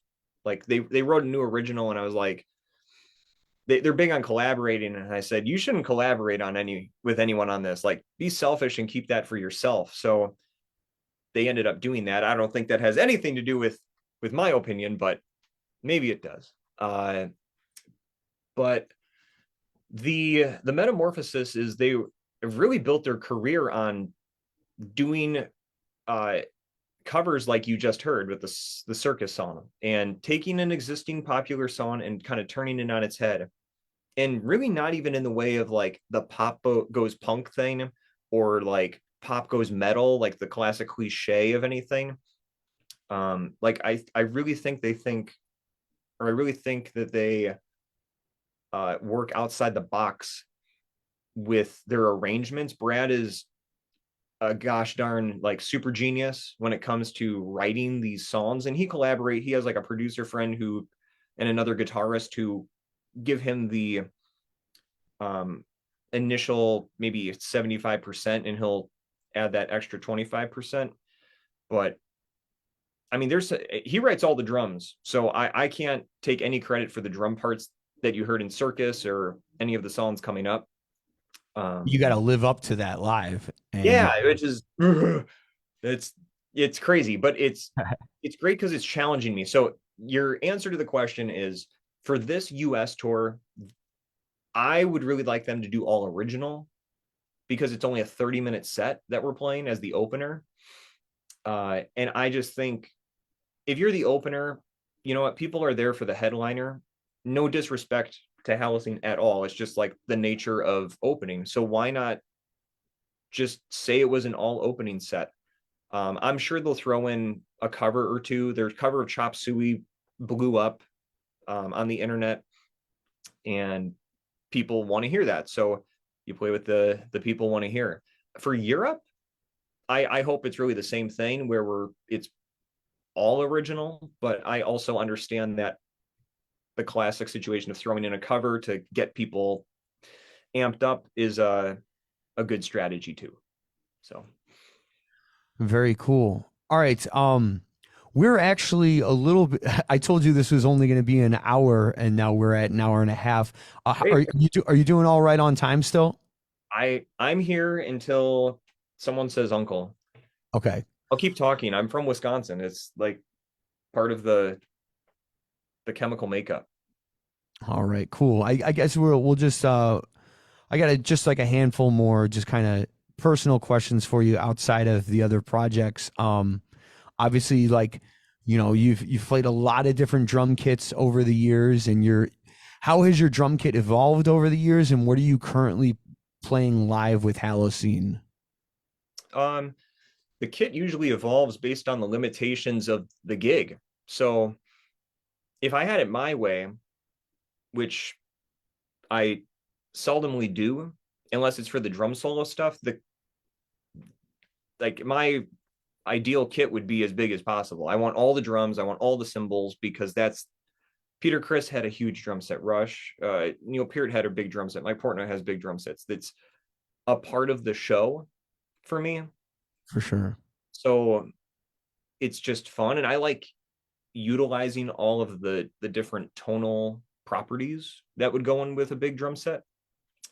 What's your favorite drum kit you've had over the years? I would say my D drum kit. And I started an original band that was short-lived. But again, the idea was that it's an original band. So how do you get yourself on the map? And I thought, what better way than to have 5 bass drums on this drum set and all of the toms. So I think it's a 17-piece drum set with a stupid amount of cymbals and everything. And it worked though. Like, everyone in town saw pictures and it just circulated. And that's not to take away from the skill sets of the other members, but like, that was the clickbait, so to speak, is why does an original drummer, you know what, this band's brand new, so why does he have 5 bass drums? That's absurd. Yeah, it is absurd, but it got you talking about it. So that's probably my favorite, because it looked like a tank in a way. It was just complete nonsense. But for Halocene, it's definitely a less is more approach.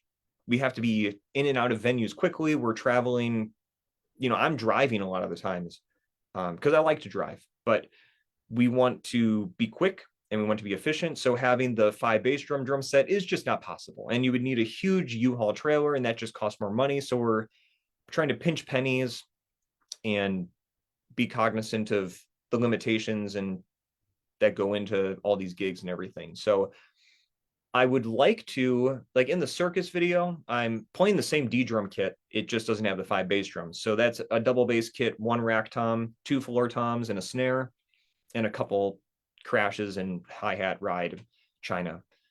I would really like to do a double bass kit this tour, because I think that would be really cool. It would help the band stand out as an opener. But well, I guess we'll see how packing the trailer goes, because there's a lot of merch that comes with us because it sells a lot. So the last Halocene tour was just your basic Ringo Starr setup, basically your kick drum, rack tom, floor tom, snare, 2 crashes, a ride, a hi-hat, and a china. Nice. Nothing wrong with that. Nothing wrong with it. It's nice that you can rock both. All right, what are you doing when you're not playing drums, aside from watching House Hunters?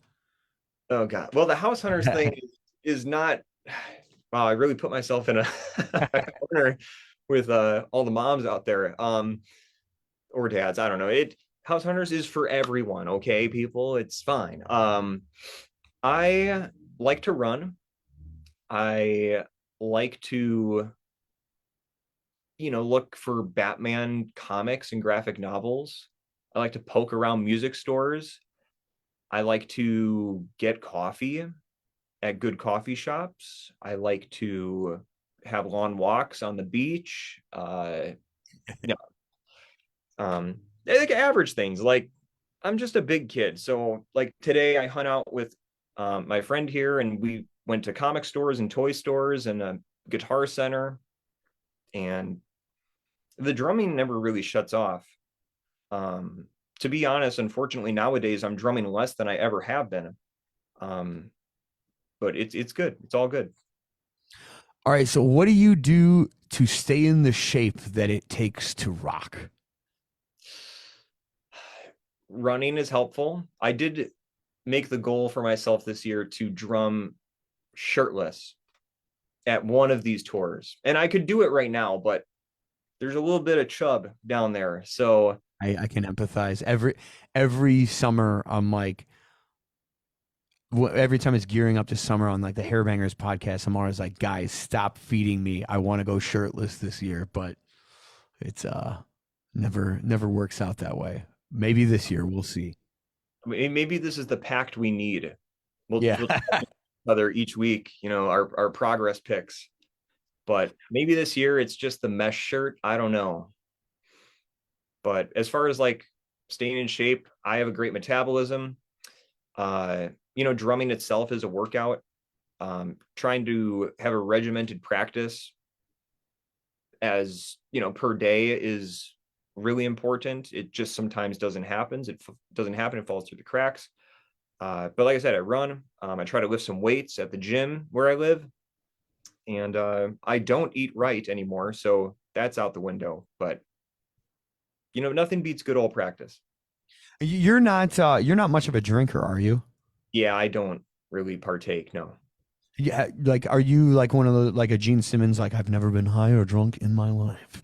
Like, I gotta. I've never been high in my life. I got buzzed once, and I drove my friend home, and that was a scary experience. And I vowed from that day that I will never do that again, which is about as most drunk as I've ever gotten. So that really says a lot about my rock and rollness. But I think in this day and age, what's rock and roll is just doing what's right for you. And Paul Stanley just posted a picture the other day. He's like, I'm in the gym 3 days a week and check out my 72-year-old guns. Like, fuck, I know. He's got better arms than me. It's bullshit. I'm in the gym and as much as him. He's outlived my grandpa and is in better shape. It's just insane. Well, one of the things that I really admire about you, I relate to myself, is you're still a fan. You're not just like a lot of musicians. They get used to, making a living as a musician, and then it just becomes another job to them. But you're still a fan. What are tell everyone what your favorite bands are. I mean, I think it's pretty obvious, but just so we can clarify, what are some of your favorite bands?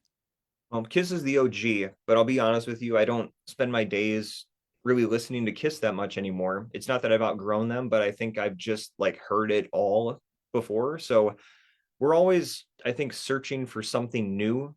Unfortunately for me, my curse is that I come across a band 10 years after they've been around. And I don't know why that is, but for instance, like Black Veil Brides, love Black Veil Brides. They do not get recognition that they deserve. So if you have not heard of them, or if you've heard of them and you haven't looked into it, you really need to like do a deep dive, which is a pretty short deep dive. They don't have, I think they have 6 albums. So you could spend an afternoon doing that. But they're great. Ghost is amazing. Same thing. They have, I think, 6 albums. It would be a short deep dive, but they're just amazing. They definitely are getting recognition, which is amazing and great for them. I love Avenged Sevenfold, and now they're a legacy band, so right, great for them. And then who else? I mean, when I start writing music, I actually listen to more like progressive music, like Dream Theater or Rush, because there's just so much music there in a single album that it can really inspire you to think outside the box, which is what I try to do when I write music. Is I want to push the envelope. I don't want to just write a song that sounds like a 3 Days Grace tune, that's fine. That's just not how I think I want to push the envelope musically. And all the bands I just listed pushed the envelope musically and stuck out like sore thumbs, either currently or back in the day. For sure. Top 5 drummers. Gosh. Is there a, like, in general, or is there like inspirational drummers, or are you just going to leave it top 5? I'm just going to leave it basic. Like, okay. Yeah. well, Neil Peart, Mike Portnoy, Peter Criss, Christian Coma, who's Cece, and Alex Van Halen. Right on. All great choices. Um, all right, we got to do it. We got to talk Kiss here. What are your favorite Kiss songs? The favorite to the grave Kiss song is Black Diamond. Excellent choice. Epic rock. You know that scene in School of Rock where Jack Black he's getting called out for having written a song, and he goes into this whole epic breakdown of how the song's going to be. He's like, it's going to be me and my guitar and a beam of light, and Yeah, chords, and then we're going to have chimes, and then a huge drum fill, and then this epic ending. Like, I feel like that is exactly what Black Diamond is the classic epic rock song. I love it. What are your favorite? What's your like go-to Kiss album? Go-to Kiss album. I'll give you 3 if you need 3. No, I'm gonna make people really upset. It's Sonic Boom. Ah, great choice. I love that album, dude. That's a very, very underrated album. That's got, yeah, in my opinion, like Modern Day Delilah is as good as like any Kiss song. Or I love Say Yeah. I mean that whole album, Russian Roulette is the Gene songs are solid. Yeah, on that album, like, no, it's a great album. Great choice. Someone's got to stand up for, and I'm so glad it's finally on all the streaming platforms. Heckin' Walmart. Yeah. All for themselves. All right. How long ago was it that you did 365 days of Kiss garb? Oh my gosh. I want to say it's been 6 years. I think I finally accomplished it in 2016 or 17. For those that don't know, Quinton has so much Kiss garb that he actually spent an entire year where every day he wore some piece of Kiss clothing. It was incredible. It's all documented on his Facebook channel. Facebook page. But yeah, really, really impressive stuff there. All right, rank the 3 Kiss drummers. Rank them? Yeah. Just based on Quinton's personal preference, not. I was just talking about this today, and Eric Sainer is the most accomplished player, I think. I agree. The most technical, like chop-wise. Peter Criss, though, it's Peter Criss when you hear There's a him. vibe there, yeah. And the fact that he blended 2 styles of music is very hard to do. Having a voice on the drum set is very hard to do. There really is no other drummer that sounds like him, and he doesn't get enough credit for that. No, I just said, dude, if you plug in the 76 filmed Cobo Hall concert, he is on fire musically, vocally. He is on top of it. And you can tell he's having fun too. And when Peter's having fun, you're like, I want to be in the room with that guy. Like with Ace, like everyone wants to hang out with Ace, but Eric Carr, I don't know if he was really given a fair chance, to be honest with you. And I don't say that as like it's the 80s. So like drum machines are the rage. Get it? Kiss is kind of like swimming for survival. What albums did they use drum machines on? I know they did it on Hot in the Shade, at least for some of the stuff. I feel like Crazy Nights has some drum machine. Interesting. Yeah, I wasn't too sure what was going on there. There's a little bit on like Trial by Fire, but that seemed on Asylum, but that seems to be more effect to me than like what they did for the album. But yeah, I mean, I don't know.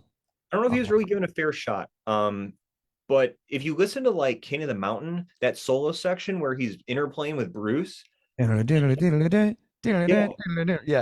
so cool. Like, have you ever heard that type of musical intensity in another Kiss song? I have not. Where it's like so Music musically, like Love is a Deadly Weapon. Yeah, it's just so few. And I feel like if Eric Carr was given the keys, like full keys and full reign to do what he wanted to, we would know more. But his drum sets are probably the coolest. And vocally, he sounded as good or better than Gene with the whole gravel too, Yeah, I love when he used to do Young and Wasted. right? And like I mean, he might be the best singer in Kiss, Eric Carr. Ooh, that's a hot take, but I like it. But I mean, I'm going to give you a PC answer. That's just my take on all of them. Is they're I don't know any other band that has had such strong drummers musically and instrumentally, and like fit so well with the band at those three moments in their career. You know what I mean? Like, granted, For I'm sure. like in deep, of course. Like we could have a whole Kiss cast uh, ourselves, but I truth be told, and maybe there's egg on my face, I don't know a ton about Eric Carr, but there's not a lot out there that I've found that there is to know. Definitely. All right, I'm gonna send you a picture over text. Oh boy. Check your phone. I every time I have someone on here, I always have them pick this. It's a list of about 10 different bands, or maybe 12. Yeah, 12 different bands, and it says 3 of these bands gotta go. So I'm sending you this right now, and While I'm waiting, I yeah, will answer some questions here because there were a couple. One person asked a show in Nashville, and it's Lori. And I get to perform in Nashville with Halocene. That's the only upcoming Nashville date that I'm aware of. That's going to be at the Exit Inn. I don't know the exact date, but I believe it's sold out. So I don't know if there's tickets that are being resaled on like Vivid Seats or something, but that's the only Nashville date I have coming up.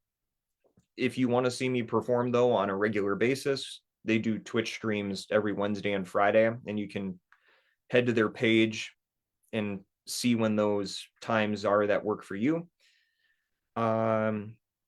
Grayson asked if I have a tech while on tour, and I do not. I am my own tech. We do have a tour manager who is basically the helping hand for everyone. So he'll help me kind of like unbox the drums and get going. But honestly, I get in such a rhythm, pun intended, on my own, that I'm better off just doing it myself.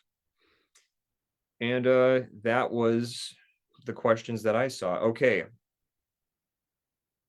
3 of these gotta go.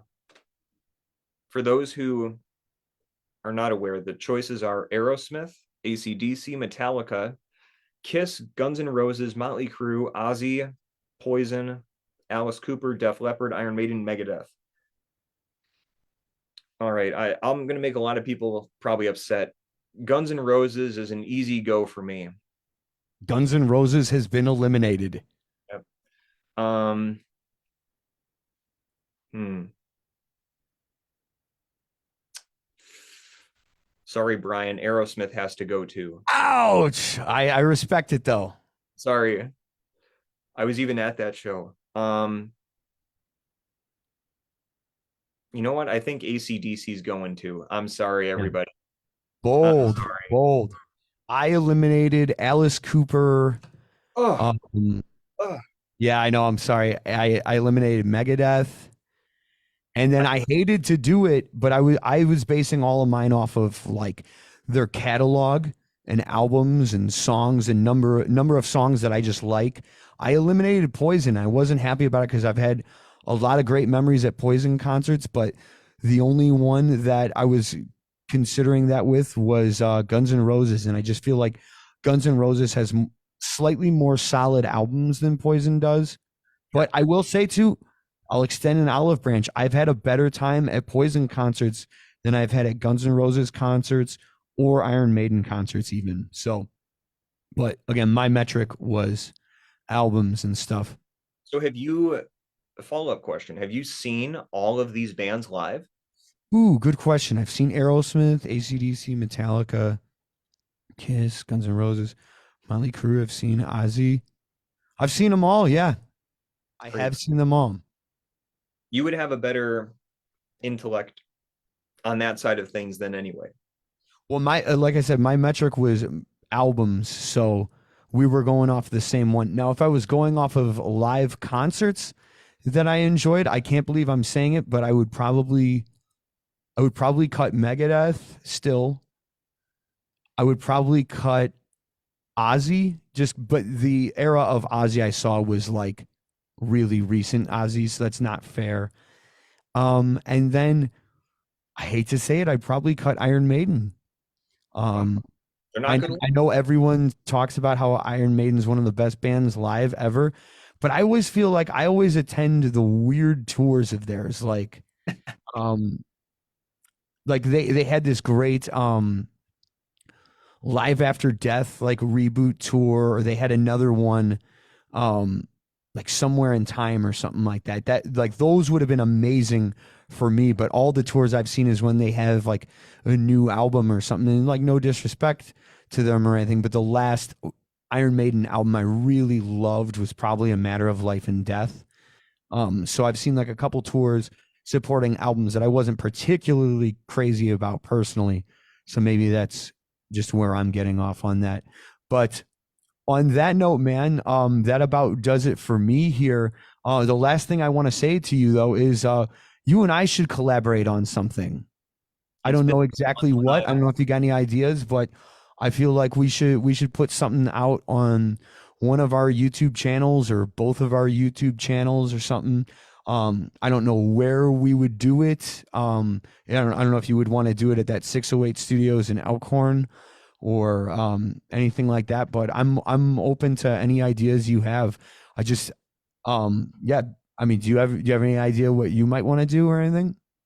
it would be an honor to be on a Brian Durbin song, to be honest with you, because you are truly, for anyone, I mean, everyone who's watching this is, I believe, a big fan of yours. But if for some reason anyone watching this is not aware of your musicality, you are, in my opinion, and I hope you take this with a great sense of pride, is that you're like your lyric writing and musical song structure is Paul Stanley 2.0.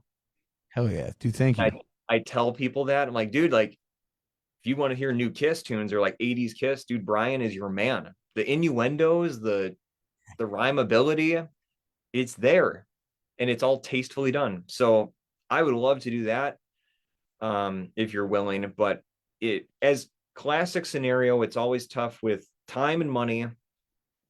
And I think maybe the best way would be the next time I'm at 608 Studios, if you have a song that you're brewing up, I can just cut drums at that time being there. You know what I mean?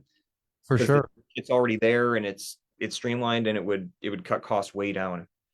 But Yeah. it I've been bothering you, I think, since like 2015. I'm like, Brian, yeah, hey man, you want to join my band? I know Chicago isn't that far away, but you want to come join my my band? Dude. Um, Well, let's do something, man. Like, I mean, like, you pick like a feel of like something that you would want to play drums to, and I can write a song around it, or maybe I already have a song in that style, and then yeah, I'll get to work on it, and we can make it happen and coordinate. I don't the next. Do you have plans of going to that studio or any studio anytime soon? no studio time is booked. Uh, so it probably would be when I know that I would be in the studio to get in touch with you and kind of see if you have something in the works floating around. Um, if you asked me like, hey, give me an idea, I would feel so overwhelmed, I think. And maybe you do too. I'm sure everyone would, but I think you have a very clear cut idea of what you want your tempos to be and everything. Like you've really like put a lot of time and thought into that. So I don't want to like step on any toes with that. But I have not heard a Brian Durbin song that is what the 80s classic ripoff of Hot for Teacher. You know what I mean? Like, Yeah. uh, No, No, No, Kiss ripped that off. Like every band had this like classic, like Yeah. full bassy, like they couldn't do Hot for Teacher, so they just played it straight. But maybe that's, some sort of Brian Durbin song that's bubbling somewhere. Yeah, no, that's exactly what's going through my mind. So yeah, let's make it happen, man. Quinton, thanks so much for doing this. And thank you all for listening. I'm sorry if we kind of music nerded out on a couple spots that I don't know if I don't know if we have musicians watching or non-musicians, but either way, guys, thanks for tuning in. Once again, just want to remind everyone that Quinton's brand new musical project Idol has a new single out now called Exordium. You can check it out on all the streaming platforms. Check out the music video specifically on YouTube. Also, be sure to check out Quinton's YouTube channel. Catch him on the road with Halocene. And yeah, just tune in to all things Quinton. Follow him on your favorite social media poison of choice. And yeah, this has been a lot of fun, man. Thanks so much. Thank you. True pleasure. Love chatting with you. And hope we can do it again in a couple months or a year or something. Sounds great, man. All right, you take care. I'll give you a buzz here in just a second as soon as we get off, but I'm going to hit the off button so the stream ends. And yeah, talk soon. Take care, everybody. Thanks, everybody. Have a good night.